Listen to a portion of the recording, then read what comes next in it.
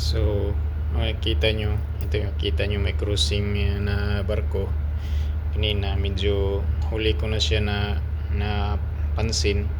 Kaya binigyan ko kaagad ng malaking angle kasi kung didiretso ako, ang CPA is 2 cables lang. So, medyo alanganin. So, kumambyo kaagad ako.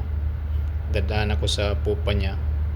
Binigyan ko ng malaking angle para malaman niya na gumawa na ako ng action at ito yung action ko. So wala nang tawag-tawag dito, hindi katulad dyan sa atin sa Inter Island na napakaingay ng radyo. Ito kapag giveaway ka, umaksyon ka na. Kasi siya dire-diretso lang din yan siya, hindi nag-expect na yan na siyempre alam mo yung rules. So yung iba din naman kasi takot sila na mawala sila sa course line nila. Kaya ayaw nilang kumambyo.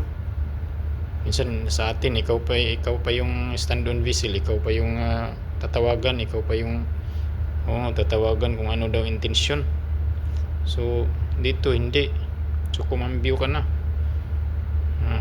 Ayan o.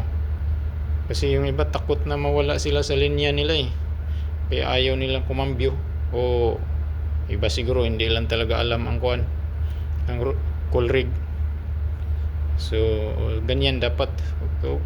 Kahit malaki yung angle may gawin mo kasi ano naman safe ka naman dito So wala namang problema yan.